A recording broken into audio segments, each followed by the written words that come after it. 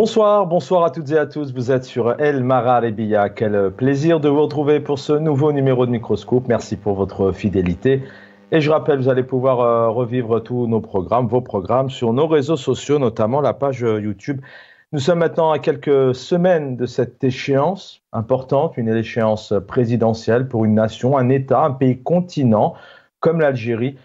Quelle importance, énorme importance, beaucoup d'enjeux pour énorme importance, beaucoup d'enjeux pour les Algériens, les Algériennes, cette jeunesse, cet avenir dans ce magnifique et grand pays, autant de richesses, mais un pays qui malheureusement au quotidien a de grosses difficultés, notamment par sa gouvernance. En tout cas, c'est ce qui est démontré maintenant depuis plusieurs temps par les observateurs économiques, des spécialistes notamment en sociologie, entre autres concernant l'éducation, l'emploi, la santé. Ce soir, nous allons revenir sur cette échéance, à quoi elle correspond aujourd'hui, dans quel climat a lieu les élections en Algérie, pourquoi ce désintérêt total du peuple algérien et même parfois une méconnaissance. Il m'est arrivé à plusieurs reprises d'échanger avec des Algériens et des Algériennes sur les élections et souvent la réponse qu'on me fait, mais c'est en France ou...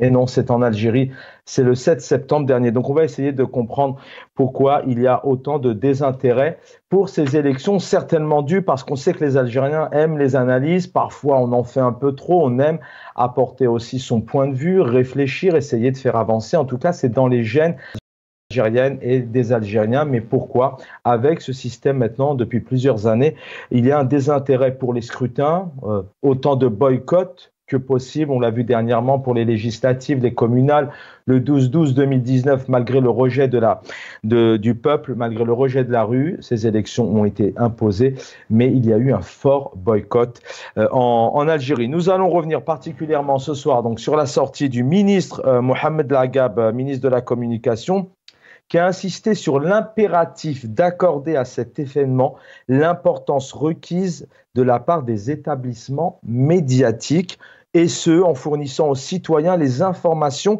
et les connaissances constitutionnelles, juridiques et politiques nécessaires pour qu'ils puissent se faire leur propre opinion et choix. Alors d'un côté, on a un ministre quand même qui propose des choses, mais d'un côté, il y a ce désintérêt, mais certainement dû à l'absence aussi totale de débat, notamment dans les médias. L'importance aussi d'accompagner l'autorité nationale indépendante des élections, donc qui est l'ANI, et garantir la couverture des différentes étapes du processus électoral. On va y revenir dans le détail, mais encore une fois aujourd'hui, malgré la sortie du Conseil des ministres et des directives, malgré que ces différents walis traversent le pays au bord des plages, accompagnés donc de représentants et de forces de l'ordre, il n'y a aucune critique, aucun débat au sein des médias.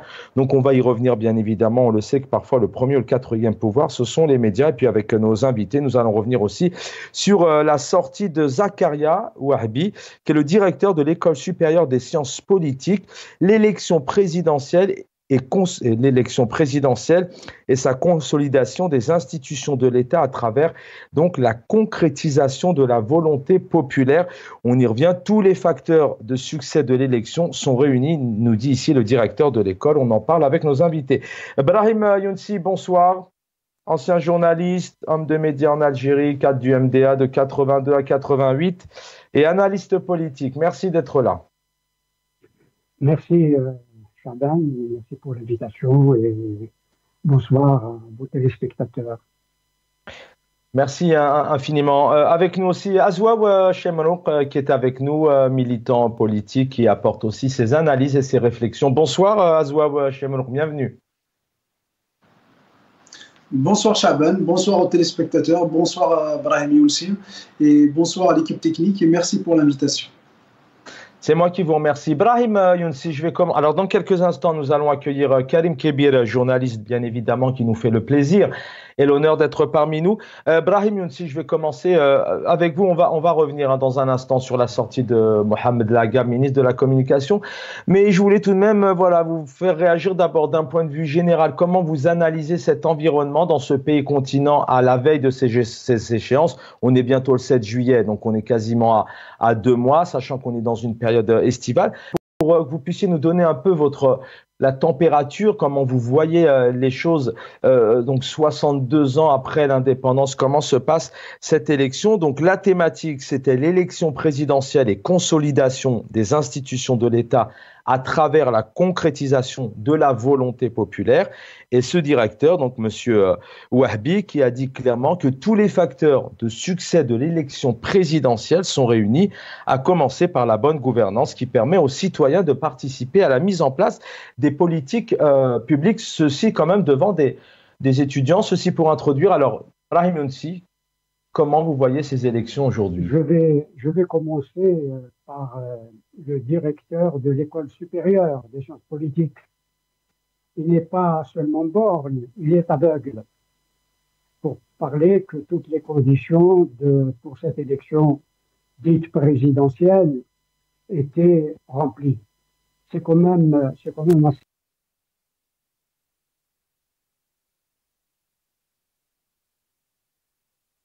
En Algérie, pour dire les choses telles qu'elles sont, parce que les Algériens, qu'on le veuille ou non, à tout niveau confondu, la population, le peuple algérien n'est pas dupe. Il sait que, ipso facto, les élections est une fraude et une escroquerie conceptuelle. Seulement parler du concept d'élection est une escroquerie. Il n'y a pas d'élection. Comme dirait quelqu'un, un politologue, dont le nom m'échappe tout de suite, pourtant il est très connu en France, l'élection est une sélection dans notre pays. Il n'y a pas d'élection, il y a une sélection. Pourquoi il y a une sélection? Parce que il y a une coterie militaire, c'est quelques militaires qui se sont érigés en pouvoir, et en pouvoir opaque, un pouvoir fantôme, un pouvoir invisible, qui choisissent, qui décident qui doit être président de l'État algérien ou ne pas l'être. Et c'est aussi, bien entendu, une élection conceptuelle, mais aussi une escroquerie électorale. Et une escroquerie électorale, malheureusement, à laquelle participent des gens qui savent, et ils ne peuvent pas ne pas savoir, que leur représentativité, je ne vais pas tous les citer, j'ai appris qu'il y avait 27 postulants, et leur représentativité avoisine zéro. Elle est proche de zéro. Et ils savent aussi, et cela nous savons depuis fort longtemps, que les dés sont déjà jetés. Et qu'il y a déjà un acteur, je dirais dans le sens de comédien, qui joue le premier rôle et qui est déjà choisi pour être le principal acteur de cette fausse élection présidentielle. Et puis nous avons des figurants et des figurantes qui sont là, qui sont les étoiles autour du Soleil ou les satellites autour du Soleil. C'est cela qui est dommageable dans notre pays, parce que vous avez des satellites politiques qui faussent la politique, l'ensemble de la politique algérienne, qui n'est pas une politique où la démocratie règne, la démocratie gouverne. Nous avons toujours, malheureusement, la loi des reins de l'oligarchie, parce que moi je les considère comme un groupe, ces candidats qui se bousculent au portillon de la candidature, comme dirait Charles Michel, ils obéissent à la loi des reins de l'oligarchie, parce qu'ils sont devenus aussi quelque part des oligarques et croient être l'élite qui peut constituer, former une oligarchie. En général, dans un régime démocratique, ce n'est pas le cas dans notre pays, malheureusement, ce sont les gouvernants sont choisis par les gouvernés. Et la notion même d'élection est corrompue chez nous. Nous avons hélas tout corrompu, les concepts, les élections, l'économie, etc., etc. Tout est malheureusement en situation de corruption dans notre pays. Avec nous, vous allez y revenir. Azwa ou Chemrouk, pareil, peut-être quelques mots dans la continuité donc des mots du directeur de l'École supérieure des sciences politiques. Ce n'est pas rien, qui était invité au forum du journal Ashab. Voilà ce qu'il dit: cette échéance se déroulera de manière ordinaire au regard de la disponibilité des garde-fous indispensables et d'un dispositif à cette fin. Il a estimé aussi que cette élection constituait un reflet clair et ferme du processus de mutation saine et constante du système démocratique en Algérie. Quand on voit les 5 années d'Abdelmadjid Tebboune au pouvoir, quand on voit le cri au scandale des ONG, des députés, des observateurs, des analystes comme vous, des personnes malheureusement qui sont enfermées encore aujourd'hui en prison, est-ce qu'on peut réellement parler d'une élection claire, ferme, une démocratique en Algérie? Est-ce que tout est prêt aujourd'hui au pays?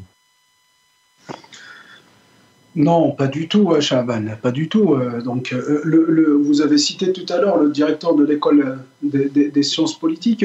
Malheureusement, dans notre pays, il n'y a personne qui fait son rôle convenablement ou bien comme il faut.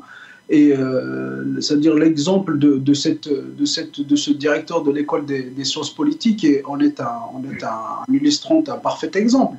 C'est-à-dire, il s'est mis dans la posture ou dans la peau d'un militant qui défend, c'est-à-dire si vous voulez, le bilan de Tebboune, d'un militant, d'un ministre, d'un gouvernement de Tebboune. Alors que, normalement, un directeur d'une école des sciences politiques, il est censé, c'est-à-dire apporter des analyses factuelles, des analyses toutes objectives donc, de la situation politique algérienne. Alors que nous le savons tous, c'est que les écoles, les directeurs d'école ou toutes les agences ou toutes les offices, c'est-à-dire ils sont à la solde du pouvoir, si vous voulez. Donc, ils sont pas dans leur rôle si vous voulez, d'apporteur d'analyse ou d'apporteur d'études stratégiques ou politiques dans ce sens.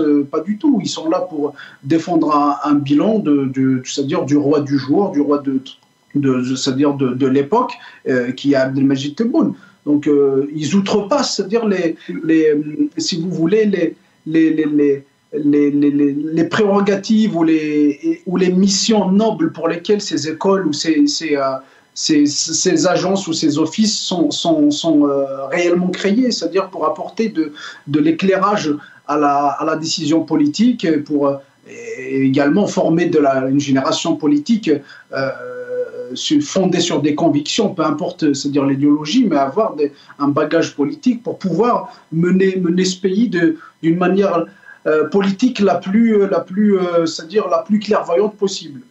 Mais ça ne m'étonne pas dans notre pays, si vous voulez, parce que tout est dévoyé, c'est-à-dire on voit même les universités qui sont là pour défendre, alors que l'université qui est censée être le bastion de la liberté, de la critique, c'est-à-dire du contresens.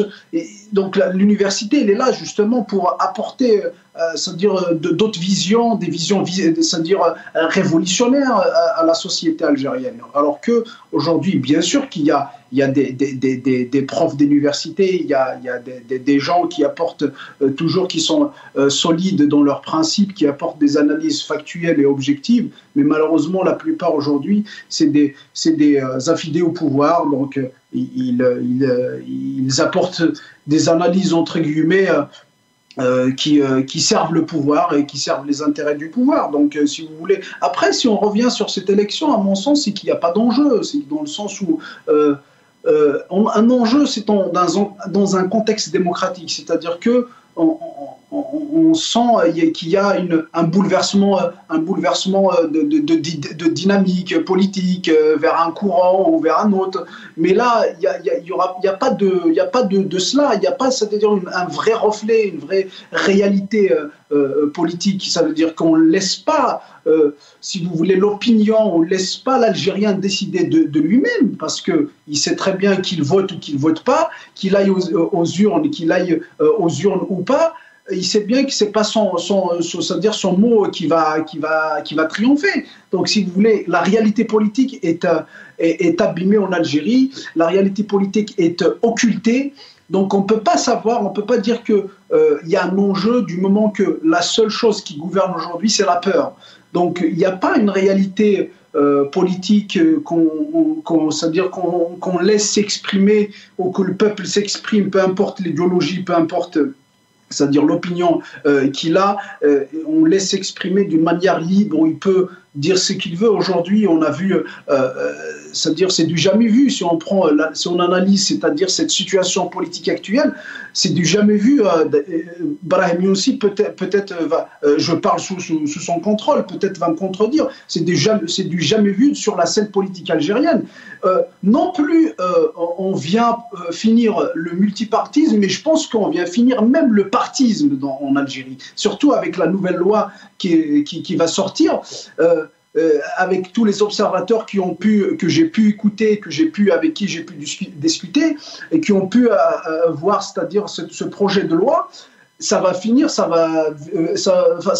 pour en finir avec le partisme. C'est-à-dire que ce n'est plus que le multipartisme, celui qu'on a vu pendant les années 90 avec une pseudo-ouverture, mais là, ça va finir même avec le partisme. C'est-à-dire que même les partis politiques, même ils sont à la solde du pouvoir. Aujourd'hui, c'est-à-dire que l'essence même d'un parti politique, c'est-à-dire la mission noble d'un parti politique, que ce soit dans un monopartisme ou dans un multipartisme, elle n'existe plus en Algérie. C'est-à-dire que c'est du jamais vu, même sous l'ère de Bouteflika, il y avait quand même une certaine dynamique politique.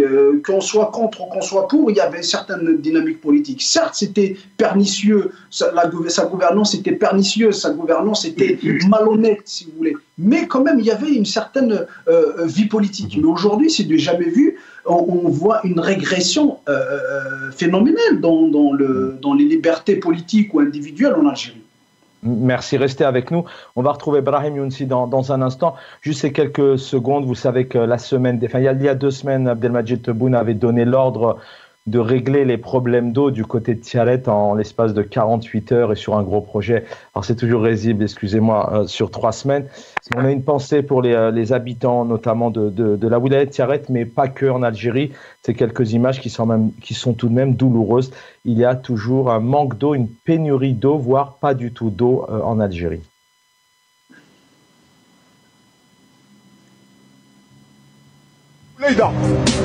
وسط البوليد اللي كانت فيها الورد. شوف خالتي، شوف انا كيف كي الشعب كي لاميري كيما راكم كاع تقول احنا مالا مسلمين.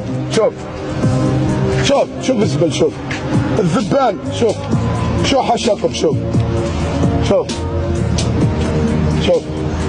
هذا في باب زايد كارثه. هاي كارثه. شوف خالتي، شوف تسكت شويه برك. شوف الطريطوارات، الخبز، شوف الكارثه راهي في وسط البلاد. راني مستعجب، عباك راني مستعجب. قدام لاميري ما كاش بيناتكم لاميري. ما فهمتش اين هي المراقبه. المراقبه وراكم يسحب المراقبه. انا عندكم سيرفيس ديجان وراكم وسط البلاد. Voilà, où êtes-vous, service d'hygiène, en interpellant bien évidemment l'État et les responsables. Maintenant, nous allons garder donc l'eau et les problèmes d'eau à Tiaret qui ne s'arrêtent plus.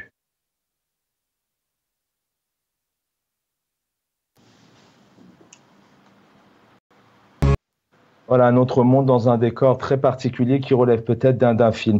Brahim Younsi est avec nous dans la continuité. Juste rapidement terminer les extraits du directeur de l'école, mais à la fois peut-être qu'il se substitue aussi en personnalité politique, limite en militant ou en campagne hein, pour le président. L'ensemble des valeurs donc démocratiques sont désormais ancrées dans les institutions politiques nationales et sont devenues concrètes en matière de politique étrangère, ce qui fait de l'élection un maillon important du processus de mutation politique dans le pays. Brahim Younsi, quand on entend... alors je crois qu'on va saluer Karim Kébir est avec nous. Karim Kébir, bonsoir. Bonsoir à vos invités et à tous vos téléspectateurs. Merci d'être là, Karim Kébir. Bien, écoutez, je vous fais réagir sur les deux sorties. Celle, bien évidemment, du ministre de la Communication hein, qui a insisté sur l'impératif d'accorder à cet événement, celui du 7 septembre prochain, l'importance requise de la part des établissements médiatiques, notamment en fournissant aux citoyens les informations et les connaissances constitutionnelles, juridiques et politiques nécessaires pour qu'ils puissent se faire leur propre opinion et choix. Alors, il y a cette sortie qui est vraiment importante et puis on en parlait à l'instant avec nos deux autres invités, notamment c'est le directeur de l'École supérieure des sciences politiques. J'ai déjà donné les citations, mais qui dit clairement que tout est réuni à tous les niveaux pour, avec une bonne gouvernance pour qu'il y ait des bonnes élections. Est-ce qu'aujourd'hui, le ministre de la Communication, en demandant vraiment d'apporter tout l'intérêt, la bonne couverture à l'espace médiatique en Algérie, ça vous inspire quoi? Y a-t-il réellement un espace médiatique? Est-ce qu'il est aussi libre de couvrir les informations? Et puis, est-ce qu'il peut aussi donner de vraies informations aux Algériens afin qu'ils puissent faire leur choix? Bon, d'abord, il y a une remarque formelle. Journalistiquement, c'est pas une information. Il n'y a pas de raison de rapporter ce que dit un ministre qui appelle les médias à assurer la couverture médiatique. Ça n'intéresse pas beaucoup de monde, en tout cas en termes de valeur informationnelle. À la limite, c'est de la com, de la part du ministre. Voilà. Mais la seconde chose, il me semble, le fait à chaque fois, c'est ce qui arrive assez souvent à l'approche des élections. Donc vous avez des ministres qui, principalement les ministres chargés de la communication, qui appellent les médias à faire ce travail.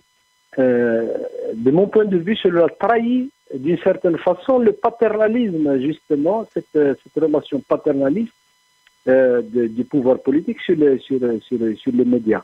Parce qu'en vérité, dans un système démocratique, on n'a pas à rappeler aux médias ce qu'ils doivent faire ou ce qu'ils ne doivent pas faire. Vous avez il y a un cadre juridique, il y a des structures comme par exemple le Conseil supérieur de l'audiovisuel qui est là à surveiller par exemple les dérives ou bien si par exemple il y a des partis qui sont lésés, il n'y a pas un temps d'antenne équitable, ainsi de suite, c'est tout. Mais il n'a pas vocation à rappeler à chaque fois que les journaux ou bien les médias doivent donner de l'importance à cette élection. La deuxième des choses, c'est qu'encore une fois, ça trahit cette crainte que, encore une fois, les Algériens ne seront pas au rendez-vous. Parce que rappelez-vous que les dernières échéances, les derniers rendez-vous ont été marqués quand même par des abstentions records, que ce soit l'élection présidentielle, le référendum sur la Constitution, les législatives ou les locales. Donc, dans l'absolu, dans un pays où la pratique démocratique, c'est-à-dire il y a un minimum de pratique, je crois qu'il n'y a pas lieu de rappeler aux médias ce qu'ils doivent faire. Ils le font d'eux-mêmes de façon équitable et d'accorder à tout le monde de la parole. Or, le reste de l'année, on a vu quand même comment les médias ne couvrent pas l'opposition, ils ne parlent pas, en fait, ils ne parlent de rien, ils ne parlent pas des violations des libertés. D'ailleurs, il n'y a pas d'accès à l'information, donc vous ne pouvez pas avoir de l'information sur beaucoup de choses. Et je ne vois pas d'ailleurs, vous parlez tout à l'heure, j'ai entendu vous parler de la sortie du directeur de l'école des sciences politiques. Je ne vois pas en qualité il va s'immiscer d'abord dans un sujet pareil, ce n'est pas son rôle. Et en plus, il ne parle pas que, par exemple, il y a des partis qui sont empêchés de parler carrément, d'activer. Pas plus loin que la semaine passée, il y a le RCD à qui on n'a pas donné la salle à maintenant. Aucun média, rares sont les médias qui ont parlé, mis à part les réseaux sociaux. Donc il n'y a pas véritablement les conditions ni d'une compétition, ni d'une compétition électorale, ni de libre, de médias qui disposent d'un minimum de liberté pour organiser des débats libres. Donc, le jeu, en fait, il est fermé. Merci. Restez avec nous, Karim Kébir. Brahim Younsi, admettons, alors je rappelle vraiment que vous avez été longtemps journaliste pendant plusieurs années donc en Algérie. Vous avez couvert beaucoup d'événements importants et côtoyé aussi beaucoup de personnalités. Tant bien que mal, s'il y avait, j'ai envie de dire, peut-être des médias plus ou moins présents aujourd'hui, est-ce que cela, pour autant, il y aurait une attractivité, une attirance? On voit aujourd'hui, alors les médias s'intéressent beaucoup au championnat à la Coupe d'Europe qui a lieu actuellement. Beaucoup de débats sont organisés. Les Algériens qui s'intéressent énormément au foot, mais qui ont un désintérêt total pour cette élection, alors qu'ils... Je pense que c'est pas vous que je vais contredire. Donc, quelques mots sur ce désintérêt. Comment aujourd'hui on en arrive vraiment à avoir un peuple qui malheureusement n'a pas d'attractivité, alors qu'il y a tout de même un enjeu, c'est son avenir, les 5 prochaines années. Absolument. Je suis d'accord avec ce que Azoua ou Samrouk a dit tout à l'heure, et vous venez de prononcer le mot. Pour les Algériens, le peuple algérien est certainement un des peuples, j'allais dire, les plus politisés, en tout cas, qui aiment la politique. De façon visible. Tout le monde le dit. Tout le monde dit que les Algériens s'intéressent beaucoup à la politique et ont une culture politique qui vient, bien sûr, de loin, et c'est des décennies que les Algériens, y compris les plus jeunes d'entre nous, se construisent politiquement et ont des idées politiques et des positions politiques. Pourquoi est-ce qu'ils ne s'investissent pas? Et ils se sont investis à un moment donné, il faut le dire, dans les années 90, on a vu un investissement politique, on a vu le peuple s'intéresser et investir le politique dans toutes les diversités politiques qu'a connu l'Algérie, qu'a connu le pays dans les années 90 notamment. Aujourd'hui, comme disait Azoua Chemrouk, il a parfaitement raison, parce que le peuple algérien n'a pas aujourd'hui l'impression qu'il y a un enjeu. Il n'y a pas d'enjeu. On sait que le chef de l'État actuel est j'allais dire réélu, non, en tout cas qu'il est de nouveau coopté par la coterie militaire dont je parlais tout à l'heure. Et là, je reviens à ce directeur de l'école supérieure des sciences politiques. Je crois que, quelque part, il a parfaitement raison. En tout cas, raison de dire que tous les facteurs pour le rebis, pour le rebis de Tebboune, je ne peux pas l'appeler autrement, sont réunis.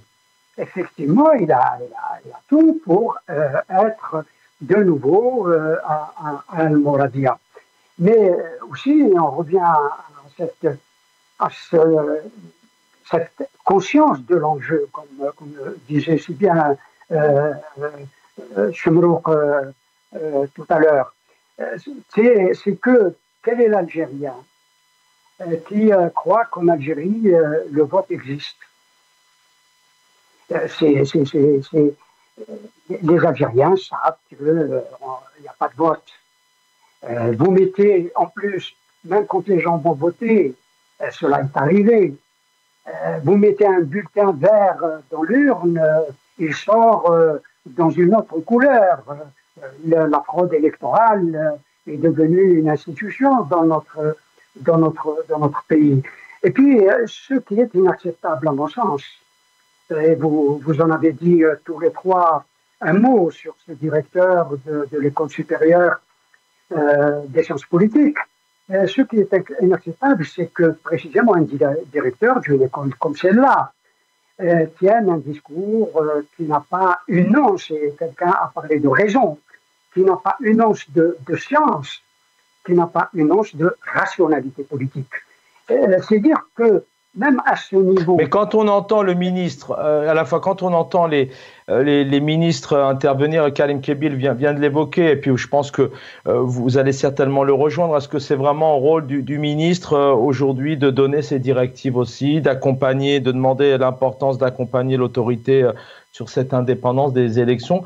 Est-ce que lui aussi, quelque part, il est un peu dans... Enfin, il n'est pas dans son rôle, dans ses fonctions, mais est-ce que ça vous surprend quand on voit que le ministre demande clairement aux médias, alors que on le sait qu'aujourd'hui, il n'y a aucune couverture? Vous savez, si j'étais journaliste et M. Kébirlé, moi, je sauterais au plafond parce que vous me parlez du ministre de l'Information. Si vous me parlez du ministre de l'Information, en effet, il a appelé des journaux à jouer un rôle ou le rôle d'agence publicitaire, tout simplement, pour vendre l'Algérie aux touristes politiques. Passez-moi l'expression.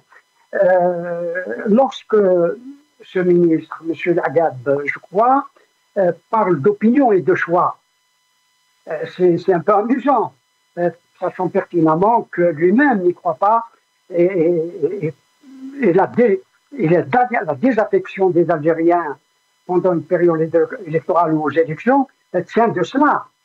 C'est le fait que les élections sont une fiction, ne reflètent pas une réalité.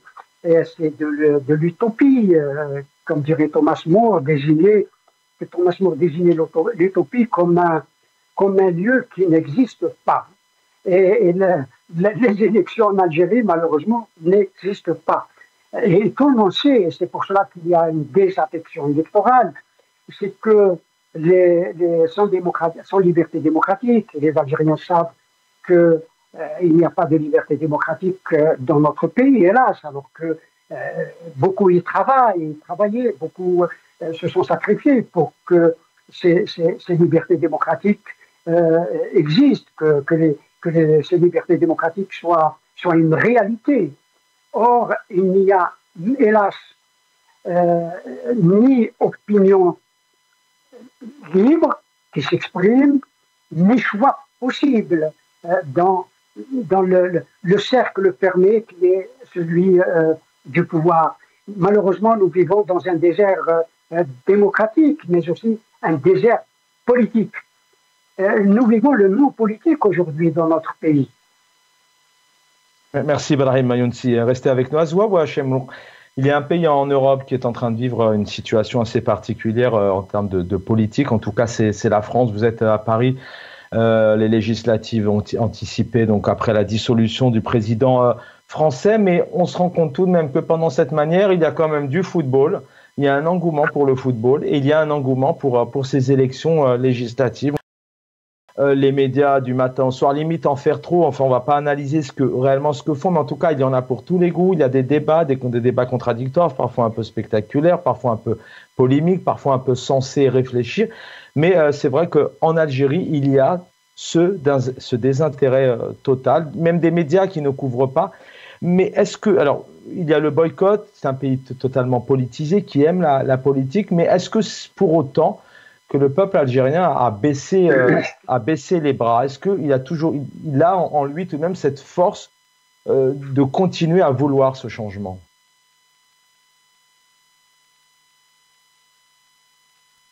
Alors vous êtes peut-être en mute. On vous entend très bien. Vous m'entendez? Très bien. Oui, très bien. Alors je disais que je ne vais pas prétendre à dire ce que pensent les Algériens, ou du moins le peuple algérien dans son entièreté, mais je sais une chose, c'est que, certes, comme on dit, un seul héros, le peuple, moi j'y crois pas. Certes, il y a toujours une minorité agissante. Ce n'est pas tout le peuple qui est censé être politisé. Mais le désintérêt, je ne le pense pas. C'est parce que, au fait, il y a un rôle qui est joué par ce pouvoir, un rôle très très important dans ce désintéressement, si vous voulez. C'est parce qu'il joue sur la peur.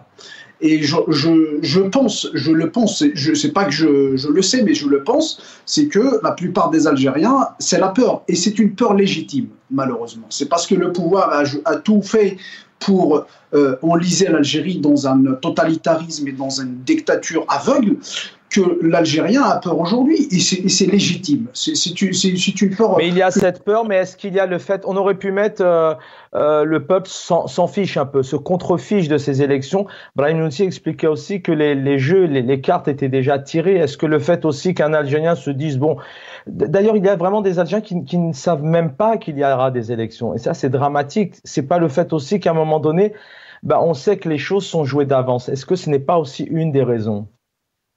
Oui, mais si vous voulez, c'est le pouvoir qui a fait en sorte à ce que... Certes, il y a une part de responsabilité de nous tous, autant que composante politique, c'est-à-dire le peuple. Mais il y a aussi, c'est-à-dire, c'est la volonté du pouvoir qu'on arrive à ce stade-là où les Algériens se désintéressent de leur propre politique. Aujourd'hui, vous avez cité, c'est-à-dire le cas français, mais le cas français, c'est un véritable cas d'école démocratique ou un cas d'école politique, si on peut dire. C'est parce que ça reflète les réalités politiques d'un moment, même si on va pas dire que c'est la réalité politique des Français, ce qu'on vit actuellement, mais peut-être c'est une réalité circonstancielle, mais ça reflète quand même une réalité politique. Et cette réalité politique, pourquoi elle intéresse les Algériens? Parce que ça touche les Algériens directement ou indirectement, des millions d'Algériens que ça touche, que ce soit sur le territoire national, c'est-à-dire algérien, ou que ce soit ici en France. Donc ça touche, et ça on le vit, c'est-à-dire d'une manière où on sait très bien que c'est le peuple qui décidera, c'est-à-dire le 29 juillet,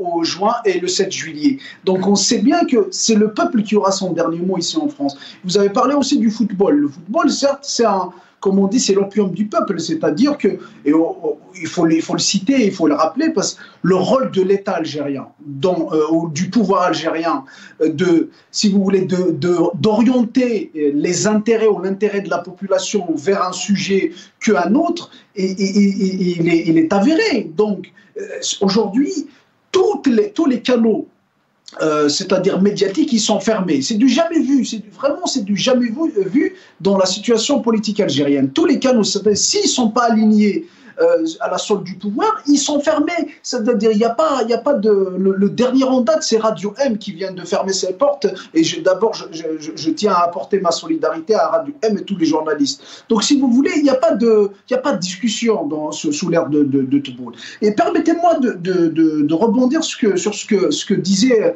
leur ministre de la Communication. Au fait, c'est révélateur de choses très importantes c'est-à-dire sur la scène politique algérienne. Ça révèle l'étroitesse de l'esprit de ceux qui nous gouvernent. D'ailleurs, ils sont tellement étroits d'esprit qu'ils sont capables de marcher sur les corps des Algériens pour arriver au pouvoir et pour y rester. Donc, ça révèle l'étroitesse d'esprit parce qu'ils n'ont pas cette culture de l'État, cette culture d'un homme d'État, cette culture, c'est-à-dire citoyenne, qu'ils doivent avoir envers les journalistes. Une relation entre un ministre et un journaliste, c'est une relation citoyenne, c'est une relation institutionnelle, si j'ose dire. C'est pas une relation de subalterne. Un journaliste stratégique. Même si un journaliste travaille, ça veut dire au sein d'une entreprise publique telle que le NTV, mais à aucun moment un ministre ou un président doit dicter sa ligne éditoriale à un journaliste. Ça se passe ici en France. Donc, si vous voulez, c'est révélateur de cette étroitesse d'esprit. Et puis, c'est révélateur de quelque chose, d'un comportement, de comment se comportent nos dirigeants, c'est-à-dire la légitimité légitimité qu'ils se créent pour eux-mêmes. C'est-à-dire ils sont à la tête du pouvoir, donc ils sont légitimes sur tout. Donc ils sont à la tête de tout. Alors que nous, on appelle à ce que quand on est détenteur de pouvoir, ce n'est pas détenteur de tous les pouvoirs, justement. Nous, on appelle à ce qu'on partage les pouvoirs et chacun connaît ses limites dans ses pouvoirs. Et c'est ce qui se passe actuellement, c'est-à-dire c'est le syndrome du bris, comme on l'appelle. C'est-à-dire qu'à force d'avoir le pouvoir, on a tendance à faire ce qu'on veut dans la scène politique. Merci. Merci Azov Chamouk. Restez avec nous. Karim Kebir, on comprend effectivement que ce désintérêt parfois concernant certaines actualités comme une élection importante, elle est disproportionnée avec une autre actualité qui a une autre importance. Exemple, le football, on pourrait en donner d'autres. Mais est-ce que ce n'est pas plus profond que des élections? Est-ce que ce n'est pas plus profond que des personnes sans les nommer, en l'occurrence le pouvoir actuel aux côtés du président algérien? Mais est-ce que c'est pas plus profond? Est-ce que c'est ce désintérêt, ce fossé qu'il y a entre le politique, les gouvernances qui se succèdent, même si Abdelmadjid Tebboune parle d'une nouvelle Algérie, on se rend compte que dans le quotidien, c'est toujours la même rengaine, malheureusement. Il y a des problèmes de difficulté de pouvoir d'achat et d'autres. Dans la politique et les élections, c'est pareil. Dans les médias, c'est pareil. Est-ce que le problème, il n'est pas plus profond? Est-ce qu'il n'est pas systémique? Est-ce que ce n'est pas le système algérien aujourd'hui qui est vraiment tout à refaire? Exactement. En fait, on a atteint, la crise a atteint son paroxysme. En fait, il y a une profonde crise de confiance. C'est-à-dire toutes les aspirations du peuple algérien depuis l'ouverture démocratique ont été contrariées. Ils ont été contrariés soit par la force, soit par la ruse, par la manœuvre, par le trucage des élections, par la fraude, par toutes sortes d'artifices. Donc forcément aujourd'hui on a atteint un seuil où les gens ne croient à plus rien. Et il y a un autre facteur aussi de mon point de vue qui a complètement dissuadé, si vous voulez, ou découragé les électeurs, c'est le phénomène de la corruption qu'on a vécu les 20 dernières années. Vous savez, c'est devenu une corruption industrielle au point où même les politiques sont assignés comme étant de simples responsables qui sont en quête de postes, qui sont pour s'enrichir. Donc tous les procès sont imbriqués à tel point où il y a une profonde crise de confiance. Donc aujourd'hui, si vous la conjuguez au problème de légitimité, je l'ai dit, aux aspirations contrariées, notamment le mouvement Hirak, avec tous ces millions qui ont exprimé quand même un vœu de changement, et qu'au final, ils se retrouvent toujours avec les mêmes pratiques, les mêmes partis politiques reviennent sur la scène, des partis d'ailleurs que le mouvement avait rejeté, notamment le RND, le FLN, et aujourd'hui c'est eux-mêmes qui sont devant la scène. Ce sont les mêmes médias qui fonctionnent de la même manière. Donc tous ces facteurs font que maintenant une bonne partie de mon point de vue des Algériens, si l'on accepte bien entendu une partie qui est toujours intéressée, une partie qui est clientélisée, le reste, ils sont dans une forme de résignation en attendant peut-être un hypothétique changement qui viendrait à l'avenir. Mais de toute façon, dans les médias, je vous dis, il y a une grave crise de confiance. Que tout ce qu'ils sont en train de faire, d'ailleurs, ils peinent à rétablir cette confiance.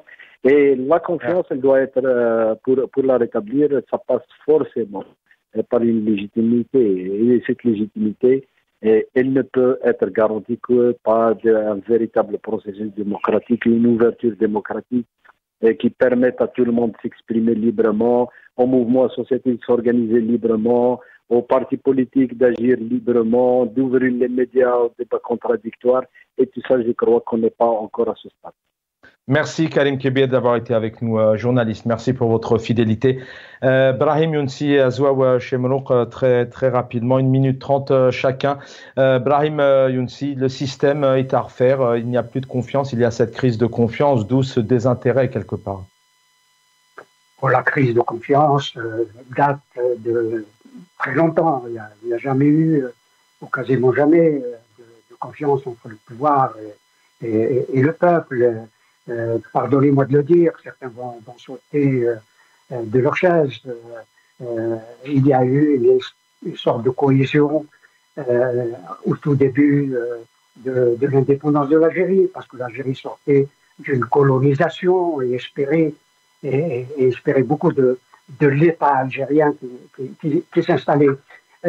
Contrairement à Il y a eu un petit brin d'espoir après 88 tout de même. Oui, évidemment. Malheureusement, c'était une très brève parenthèse, ce que nous déplorons tous. Bien sûr, l'espoir les Algériens avaient voté à hauteur de 60% sur les législatives. Je ne partage pas du tout votre sévérité à l'égard du peuple algérien. Je ne crois pas. Je ne crois pas qu'il se réfugie dans le football ou dans les stades, etc. Sachant pertinemment, et nous avons reçu tous des leçons dans ce domaine-là, que beaucoup de contestations et de préparation à toutes les manifestations qu'il y a eu lieu ont été faites dans les stades. Les stades étaient le lieu de la revendication sociale et politique. Il faut dire les choses telles qu'elles sont. Donc je ne vois pas de désintéressement de la population, encore moins sa démission. Il y a pour certains... Mais c'est vraiment, le temps passe vite, mais c'est vraiment, le titre était peut-être mal exprimé, c'est vraiment quand on dit désintérêt, c'est que les Algériens ont envie, enfin on va pas refaire l'émission, mais les Algériens ont envie de faire de la politique, ils ont envie de participer, ils sont sortis en millions, mais avec ce système, c'était un peu mais vous en parlez depuis tout à l'heure, la question c'était vraiment ça, c'est qu'avec ce système, malheureusement, les jeux sont faits, donc ils ne s'intéressent pas. Mais bien évidemment, c'est un peuple qui aime la politique. Oui, non seulement qui aime la politique, mais qui est militant. Quand on leur a ouvert la porte de la militance, il a tout de suite pris sa carte, là où il voulait, mais il a pris sa carte. Ce que je veux dire, c'est que pour certains, la position dans laquelle, ou l'attitude de la population algérienne aujourd'hui sur l'ensemble du territoire national, pour certains pensent qu'il y a une espèce de repli ou une forme de repli, mais pour moi, il y a effectivement un recul, une prise d'élan. Je crois que le peuple algérien est en train de prendre son élan et il attend l'opportunité pour sauter. Je le crois parce que la situation sociale, nous l'avons vu tout à l'heure avec le manque d'eau, le manque d'approvisionnement d'un certain nombre de denrées alimentaires, etc. L'été arrive, il y aura beaucoup de difficultés à vivre. La population algérienne n'en peut plus. Il faut dire les choses telles qu'elles sont, malgré le faste que les gouvernants veulent montrer sur les écrans. Une autre face. Mais la population n'est pas dupe. La population n'est pas dupe. Merci pour cet élan positif. Azov Chemloul, vous avez donné votre temps aux anciens. 30 secondes rapidement, je vais devoir rendre l'antenne. Non, il n'y a pas de problème, Chaban. Bon, moi, je reste confiant. Je sais qu'un jour, le peuple se réveillera. Il suffit juste d'apporter de la politique. Parce que sans organisation, on n'ira pas loin. Et le 2019 est un parfait exemple. C'est-à-dire, et ce n'est pas de l'échec, au contraire. C'est-à-dire, 2019, ces résultats, on les récoltera. J'en suis sûr. La conscience qu'a apporté le Hirak de 2019 dans la tête des Algériens est très, très importante. Sauf que il faut apporter de l'organisation et de la politique. C'est la seule arme contre ce pouvoir. On y reviendra sur les perspectives. Merci Azouaf Chelmoun d'avoir été avec nous. Brahim Younsi, merci infiniment pour votre fidélité. Cadre du MDA 82, 88, analyse politique et mon confrère journaliste Karim Kebir en Algérie. Merci à l'équipe technique. Dans quelques instants, mon ami Jamaldine Benchenouf pour El Omr. Juste derrière, c'est l'Omr avec Jamaldine Taleb. Mohamed qui vous retrouve aussi pour décortiquer les 54 engagements d'Abdelmajid Tebboune. Et puis juste derrière, c'est donc le standard qui vous est ouvert avec Lotfi. Bonne soirée à tous. Demain soir, le plaisir de retrouver Nassar Djoudi. Bonne soirée.